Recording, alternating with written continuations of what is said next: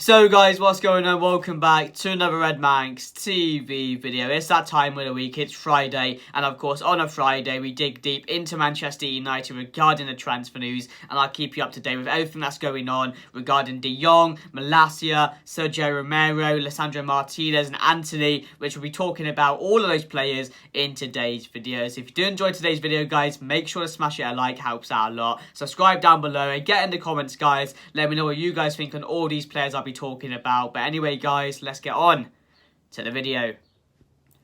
So guys, what's going on? So it's a new month, it's the 1st of July and Manchester United have gone a whole month without doing a single bit of business for the month of June, and I'm not going to lie, that is quite worrying. I think any Manchester United fan would be alarmed by the situation at the moment. Of course, we're hearing things that De Jong and Malacia are very close to being over the line, and Manchester United want them confirmed, want it to be official that they've joined the club by the time they go out to Bangkok, of course, for the start of their pre-season. So hopefully it does get announced before the 8th of July. So it shouldn't be too much longer until it does get announced. But yeah, it is worrying because you're seeing teams out there doing 4 or 5 bits of business, and Manchester United are doing the same thing. We're stuck in the same thing we do every single transfer window. That is just wait and wait and wait, and you know, not process deals quick enough to get other players in as well. So it is a bit of a worry, but again, it's not the end of the world, because then throughout this month we could get 4 or 5 players in through the door at Old Trafford. We could. I'm not going to say it's going to happen, I'm not going to say it's a possibility, but again, it's something that could happen. So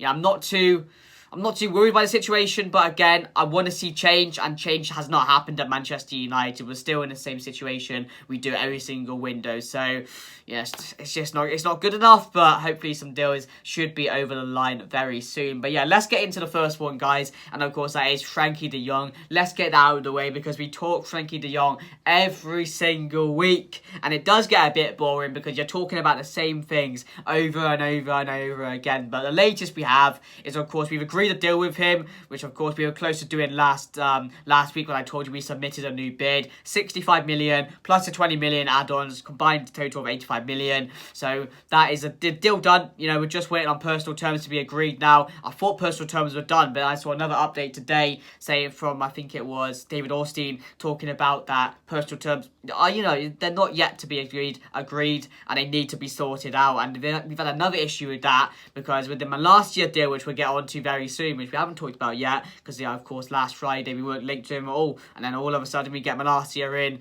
or close to being in, throughout of last week. So with the Malacia deal, he doesn't want to go through the same agent as Frenkie de Jong, because both of them have the same agent, but he doesn't want the same agent to get his deal done with Manchester United. So he wants to switch agents, and he wants his father to be his new agent to get the deal done with Manchester United. So that's going to have some complications with the Frenkie de Jong deal as well, apparently, which I've heard this morning as well. So it's all a big issue. It's nothing to do with the club. It's down to the player, which has made this a significant issue at the moment. I still think we'll get it done, but again, it's just going to make it take a little bit longer in my eyes. So the deal's done, but again, it has been on Barcelona, because they've really held up this transfer window with the Rafinha deal, Lewandowski deal, and the De Jong deal as well, because they're waiting on their time to sell. They're not waiting on anybody else's time. They're waiting until they're ready to sell, because, of course, they can only do it by a certain date when they are allowed to sell him. So that should be very, very soon. So they've been holding up this transfer window, and that's why I think that's why we've taken so long to do this Frenkie de Jong deal, because it's on Barcelona's side, nothing to do with us. I think if it was any other club, we would have got this done this deal done right now, and Frenkie de Jong would be a Manchester United player. But we're having to wait a few more days, and hopefully over the weekend or the start of next week, that deal should be done on Frenkie de Jong. So that's what I tell you on Frenkie de Jong. A deal's agreed, personal terms need to be done as well. But other than that, he should become a Manchester United player very, very soon. So let me know what you guys think of that, guys. But the second player we'll be talking about is, of course, Tyrell Malacia from Feyenoord, who it was a very quick interaction between Manchester United and Feyenoord to get this deal done. We hijacked it from Lyon. Lyon had everything agreed, personal terms were there, the deal was done, he was going to sign for Lyon, and then Manchester United swooped in, and of course a Dutch connection got Malacia over the line, and of course changed his mind, and we hijacked him. We offered him a bit more than Lyon were doing as well. So So it does look like Malacia will join Manchester United. Of course, when he joins, we'll have a separate video going over his price, going over everything about him. So we're not going to talk about him too much in this video. But yeah, it does look like Tyrone Malacia could be the first first player Manchester United do announce in this summer transfer window, which again, you'd think it's going to be Jong. Who knows? It's going to be between those two who gets announced first. But it does look like Tyrone Malacia will be joining Manchester United. But as I just noted to you guys, it's been this year. It's been another hold up with that deal because, of course, Tyrone Malacia, as I said, changed agents, and that's going to make it a bit more complicated because now they're going to have to stop what they were doing with the other agent, who is also Frankie de Jong's agent, and they're going to have to go through a new cycle with another agent to get. It's going to be pretty easy to do. But again, it's going to make things more complicated because they were nearly there on a deal. They were ready to announce it, and now they're going to have to go through everything again through his father. So that's going to be a bit longer as well, but it does look like pretty set. I'm confident, very confident in saying that he will be announced as a Manchester United player very, very soon. If not the weekend, the start of next week. So yeah, a fullback, which again, I said it was a necessary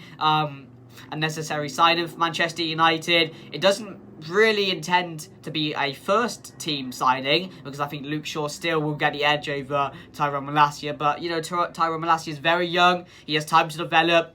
As I said, he's going to be a superstar. Erik ten Hag values him lots. He likes a lot of things about him. He wanted to bring him because he adds something new to this Manchester United team. So I'm looking forward to it, guys. I really am. And for 17 million, I think it's going to be something like that. I'll take it all day alongside what we have at the moment. So yeah, Tyrone Malacia close to joining Manchester United.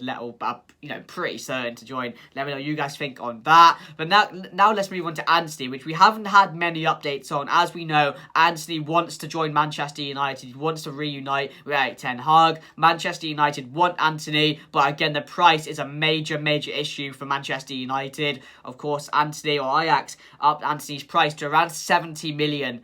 I think it was 50 at first, and then they upped it to 70 because they do not want to lose any more players when they're losing at the moment. And Manchester United are very reluctant to pay that, which again, I can agree with that. I can see why we're reluctant to pay 70 million for Anthony when there's a lot of similar players out there, really, who we can get for a lot cheaper. Rafinha is a lot cheaper than him as well, 5 or 10 mil cheaper than Anthony. He's a much better player in my eyes. So, yeah, I don't think that deal is anywhere close to being done. But again, it could quickly process, really. It could really escalate after we get De Jong and Tyrone Malacia over the line. But we'll have to wait and see on that because, as I said, Manchester United are very reluctant to pay that 70 million, which I think is a bit of a disaster. It's not right because I don't think any team will pay 70 million for Anthony. But it's just because the things Ajax are going through at the moment, they don't want to lose any more players. And what do? What do they need to do when they don't want to lose any more players? Up the price of their players to ridiculous. So no one will come in for them. So yeah. Yes. Let me know what you guys think down below on that, guys. Anthony for 70 million. But yeah, there's nothing too much on that. But next up, Sergio Romero. The old Manchester United goalkeeper. The best backup the Premier League, Manchester United have ever seen, probably.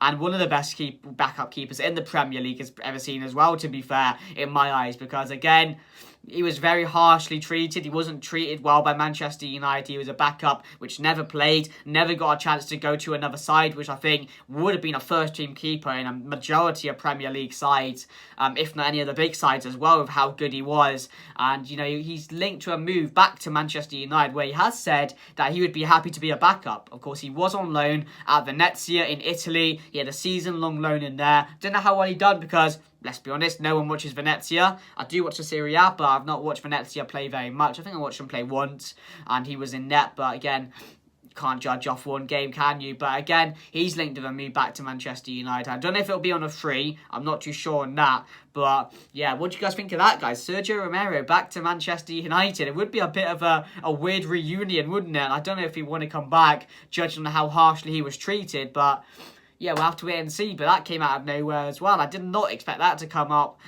in the transfer news for Manchester United this summer. So yeah, Sergio Romero back to Manchester United. It could be a possibility. But now we'll move on to Lisandro Martinez, who Manchester United are, heavily interested in alongside Arsenal. Of course, there's a bidding war between these two sides. Arsenal wanted him.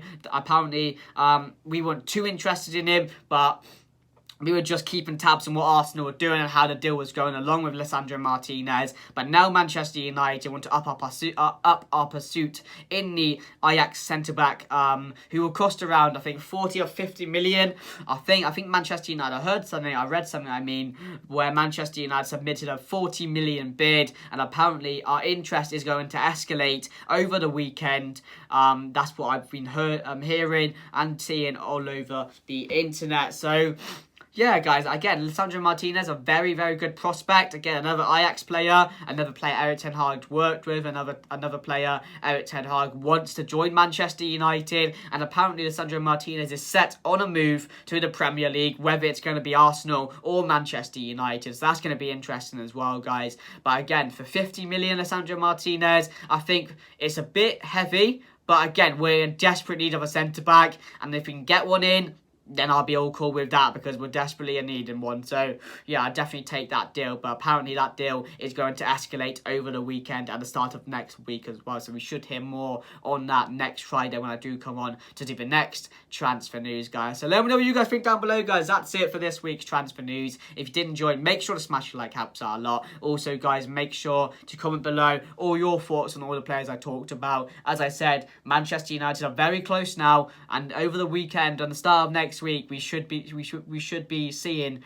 Manchester United officially announce these players before we go out on tour. So that should be good. It's been a long time. It's been a long wait. It's been very tiring. But again, as soon as we get Jong and Malacia over the line, it will be very, very good. So let me know what you guys think down below. Smash your like, subscribe, and I'll see you guys later. Goodbye.